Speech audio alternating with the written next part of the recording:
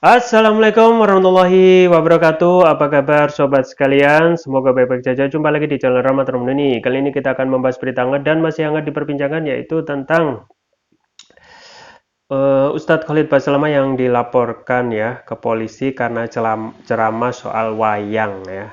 Dan ormas yang melaporkan ini adalah Ormas Setia Kitab Pancasila ya. Bagaimana kelanjutannya? Langsung saja kita baca. Dilansir dari eh,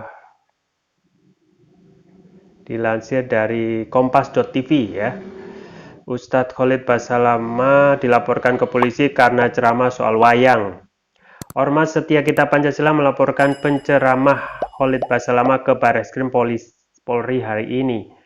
Pelaporan ini dilakukan terkait video Khalid Basalamah soal wayang. Khalid Basalamah dikatakan memusnahkan wayang dan ini harus kita laporkan kepada pihak yang berwajib, kata Ketua Humas DPP Setia Kitab Pancasila Sandi Tumiwa di Barreskrim Polri. Sejumlah anggota Ormas Setia Kitab Pancasila terpantau tiba di Barreskrim Mabes Polri Jakarta sekitar pukul 3 petang. Khalid Basalamah sendiri sudah melakukan klarifikasi dan permohonan maaf melalui akun media sosial Instagram. Meski demikian, Ormas Setia Kitab Pancasila tetap melaporkan. Sandi Tumewa juga meminta Khalid untuk menghapus konten yang menyerukan pemusnahan wayang. Kalau Khalid Basalamah benar-benar ingin meminta maaf, tolong dihapus konten-konten tentang hal tersebut. Kalau sudah mengakui meminta maaf, berarti dia sudah mengakui kesalahannya melakukan actionnya menghapus semua konten, ujar Sandi yang juga seorang artis ini. Dia menegaskan menghargai kearifan lokal dan warisan leluhur sangat penting, sebab para leluhur pun mengajarkan nilai-nilai positif kehidupan melalui media wayang. Sandi juga mengatakan telah menyertakan bukti-bukti untuk melaporkan Khalid. Ya, sobat sekalian, jadi memang berulang kali banyak ulama kita itu yang dalam tanda kutip dikriminalisasi ya, dan kita sangat menyayangkan kenapa pada zaman era sekarang itu banyak sekali ulama yang seharusnya yang sebetulnya menyuruhkan tugasnya untuk amal ma'ruf nahi munkar dan juga menjalankan aktivitasnya dikriminalisasi bahkan dipolisikan ya. Terakhir ya kita ketahui tentang Habib Rizik Syihab ya, kita juga sangat menyayangkan kenapa itu bisa terjadi ya, terkait masalah pemberitaan kabar kesehatan untuk dirinya pribadi itu dikriminalisasi ya. Dan sebelumnya juga Ustadz ya, tiga itu Ustadz Farid Okbah ya, Ahmad Zain dan Hanung Anaja itu juga dikriminalisasi dengan dugaan melakukan tindak pidana terorisme. Dan terus menerus pada saat ini itu Islam sekarang itu yang kita ketahui adalah mayoritas negeri ini itu serasa jadi minoritas ya. Ini ada apa gitu. Dan terakhir kita ketahui Ustadz Khalid Basalamah dilaporkan ke polisi karena ceramah tadi, dan itu sebenarnya bukan ceramah ya. Kalau kita melihat video klarifikasi dari Ustadz Khalid Basalamah itu sudah mengklarifikasi dan itu dalam rangka kajian dan menjawab soal ya. Nah, itu biasa ya. Itu biasa dalam setiap kajian, kemudian ada tanya jawab kepada Ustadz ya, dan kemudian dijawab dengan perspektif berdasarkan Al-Quran dan As-Sunnah ya. Nah, yang paling disesalkan ya, dan kalau dalam ajaran Islam itu kan ada rahna yang sifatnya qot'i dan zonni ya. Qot'i itu sifatnya pasti ya. Itu terkait masalah-masalah akidah dan juga masalah ibadah, misalnya tentang wajibnya sholat, yang itu memang sudah disepakati ulama ya, bahwasanya sholat itu wajib dan dalilnya juga kuat ya. Tapi untuk masalah zoni ya, untuk masalah apa yang disampaikan misalnya masalah fikih itu masih dimungkinkan adanya perbedaan pendapat atau ijtihadiyah. Nah, Dalam kasus Ustadz Khalid Baslama ya itu eh, hal yang biasa ya dalam menyampaikan pendapat, pandangan ulama dalam suatu video ketika dia ditanya tentang bagaimana terkait dengan wayang ya, kemudian bagaimana tobatnya seorang yang sudah mengaku ingin bertobat dari kegiatan wayang. Nah, itu sudah dijelaskan ya dan diklarifikasi oleh jelas-jelasnya oleh Ustadz Khalid Baslama bahwasanya kalau sudah hukum tertinggi kita ya syariah gitu ya. Dan apa yang disampaikan Ustadz Khalid Basalam itu sudah benar ya, sudah on the track bahwasanya jangan menjadikan tradisi itu kita harus menjadikan syariah sebagai tradisi dan jangan mentradisikan tradisi sebagai di atas syariah. Jadi yang paling utama adalah kehidupan kita harus terus-menerus terikat dengan syariat dan tidak boleh mendahulukan ya tradisi itu kalaupun tradisi itu bertentangan dengan syariah.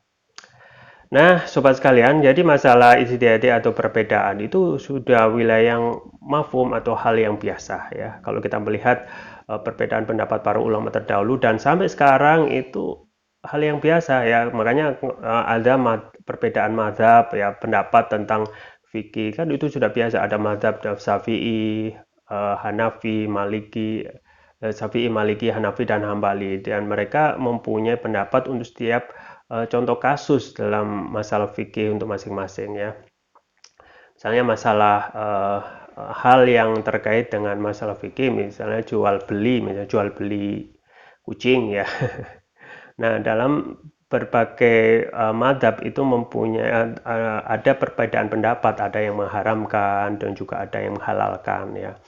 Ada juga tentang masalah misalnya halal tentang merokok ya. Dan dalam hal merokok ini ada pendapat ulama ataupun ijtihad dari ulama itu yang mengharamkan ya. Ya, ini yang sudah dikeluarkan oleh Ormas Muhammadiyah yang memang sudah mengeluarkan fatwa bahwasanya tentang haramnya merokok. Tetapi untuk ormas yang lain itu misalnya NU atau Nahdliyin itu masih menganggap bahwasanya rokok itu tidak jatuh pada haram tetapi lebih kepada makruh ya. Nah, pendapat ini biasa gitu ya. Pendapat ini biasa ya. Kita tidak bisa para ulama terdahulu itu kalau sudah berbeda pendapat ya enak ya mereka punya dalil masing-masing yang bisa dijadikan istidlal ya dalam pendalilan itu. Makanya dalam hal berbeda pendapat mereka saling menerima ya, saling menerima karena itu hal yang biasa ya. Dan yang paling kita sesalkan yaitu nggak mungkin misalnya sampai kita perbedaan pendapat itu dimasukkan delik ya. Sebenarnya ini tidak masuk delik ya. Masuk delik apa? Nggak masuk. Misalnya tentang pendapat dari Ustadz Khalid Basalam tidak masuk delik. Karena ini masuk dalam ranah ijtihadiyah atau ranah perbedaan pendapat yang hal yang lumrah yang ada di kalangan para ulama ya. Dan para ulama biasa dalam berbeda pendapat. Kalau mereka berpendapat, mereka tentu saja berbeda pendapat dengan dasar dalilnya masing-masing gitu ya. Beda dengan kalau kita berbeda pendapat di kalangan society mungkin tidak mempunyai fakta dan fakta bisa konflik yang terjadi. Kalau ulama itulah ulama ya. Ketika mereka berpendapat, mereka berdasarkan dalil dan itu yang jadikan pegangan ya. Nah, tidak mungkin kita juga misalnya ada perbedaan pendapat tentang hukumnya rokok ya. Misalnya Muhammadiyah yang sudah mengeluarkan hukumnya menjadi haram, langsung kita polisikan gitu. Ya tidak mungkin dan ini karena masuk ranah pendapat ya.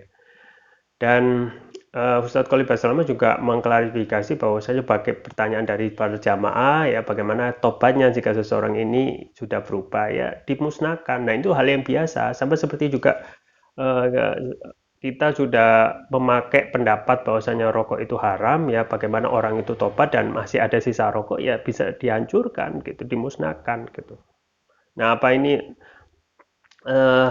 bisa dilaporkan sebagai delik, bahwasanya siapa, apakah masuk delik misalnya sekarang yang tren adalah tentang delik menyebarkan berita bohong ya, sesuai pasal 14 dan 15 Undang-Undang Nomor 1 tahun 1996 tentang peraturan hukum pidana yang menerbitkan berita bohong yang menerbitkan keonaran.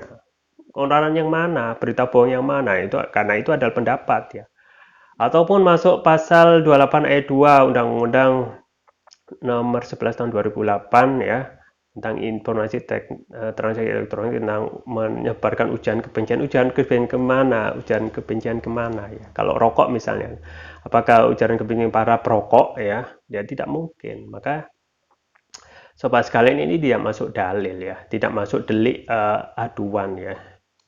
Nah makanya kita harus menentukan sikap ya, bahwasanya para ulama itu sudah benar ya, apa namanya, tugas ulama adalah amar ma'ruf nahi mungkar ya. Al ulama al warasatul anbiya gitu. Ulama adalah pewaris para nabi ya. Kalau kita tidak ada ulama ya, dan sekarang trennya semuanya dikriminalisasi gara-gara kepentingan ya, orang-orang yang mengaku Pancasila ya, cuma mengaku Pancasila ya. Kalau kita tanya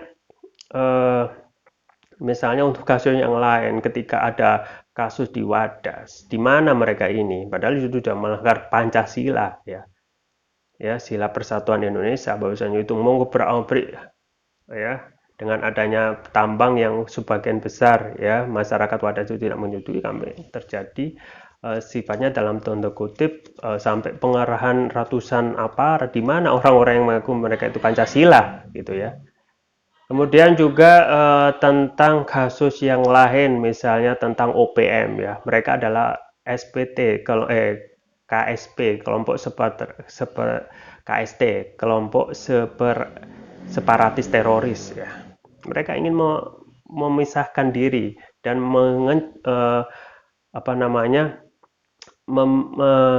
memberikan ancaman bagi orang-orang Papua ya di Kabupaten Intan Jaya sana. Mana mereka yang katanya mereka Pancasila, mereka NKRI ya, harusnya mereka bergerak di ranah-ranah ini yang benar-benar urgent ya, bukan ranah-ranah yang sepertinya trennya yang ketika seseorang itu dikriminalisasi, terutama untuk kalangan ulama atau penistaan agama, mereka langsung di baris depan ya. Kita tidak menginginkan seperti itu. Yang benar-benar tindak pidana kriminal ya sudah jelas korupsi ya. Kemudian yang sekarang sudah merajalela kelompok separatis teroris ya. Itulah yang seharusnya mereka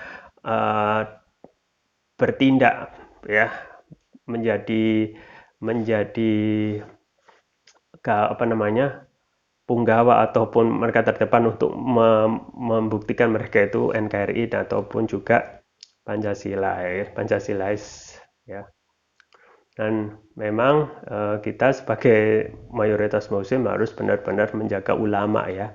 Karena kalau tidak ada ulama ataupun ulama sudah dikriminalisasi, mungkin nanti ya kedepannya ulama itu akan berpikir ulang ya. Kekhawatiran mereka akan muncul ketika akan menyampaikan sesuatu yang hak. Ini suatu yang bahaya ya. Kalaupun mayoritas ulama akan bersikap seperti ini, mereka khawatir terhadap isi ceramah yang akan disampaikan, padahal mereka yang menyampaikan suatu hal berdasarkan Al-Quran dan Sunnah, maka akan suatu hal bahaya, mengancam tugas mereka. Justru nanti apa yang disampaikan ulama itu justru akan bias, tidak menyampaikan sesuatu yang hak ya, tetapi menyampaikan sesuatu yang sifatnya menyenangkan hati penguasa ataupun pihak-pihak lain yang ingin disenangkan ya, tanpa menyampaikan hal yang sebenarnya. Nah ini patut kita sesalkan ya. Dan polisi dalam hal ini kita mengajungi haruslah berdiri dalam posisi yang benar ketika memang dalam hal ini ya, ataupun kalaupun nanti dilaporkan dalam ujaran kebencian ya, ini tidak masuk dan polisi harus menolak gitu. Dalam hal ini polisi mempunyai kekuasaan dan harus fokus kepada kasus-kasus yang memang benar-benar merupakan tindak pidana yang real ya, Pak, korupsi ya, kemudian KS kelompok separatis teroris, yang itu yang mereka harus fokus ya, bukan menghabiskan waktu untuk meladeni laporan-laporan tentang sifatnya yang tidak perlu gitu ya, tentang perbedaan pendapat. Sampai kapan polisi itu akan menghabiskan energi untuk hal-hal yang sifatnya tidak akan bisa memberikan persatuan bagi seluruh umat ya. Padahal kita adalah mayoritas Islam Muslim dan kita harus tetap menjaga kesatuan ya, dan juga tetap menegakkan kebenaran dan keadilan ya. Ya, semoga kedepannya negeri ini menjadi lebih baik lagi dan tidak ada lagi kriminalisasi atau pelaporan-pelaporan atau kriminalisasi ulama atau para aktivis yang berbeda pendapat, karena mereka sebenarnya menyampaikan apa yang sudah diamanahkan dalam undang-undang, memberikan kebebasan untuk menyampaikan pendapat dalam bentuk lisan dan tulisan. Ya, itu yang bisa saya sampaikan. Semoga bermanfaat. Saya Rahman Rahman. Jangan lupa like, share, dan subscribe. Sampai jumpa lagi. Wassalamualaikum warahmatullahi wabarakatuh.